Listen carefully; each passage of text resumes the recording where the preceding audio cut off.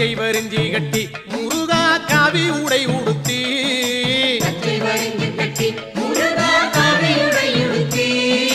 கொச்சகமும் அடிச்சி அழகா கோவனம் தானும் கட்டி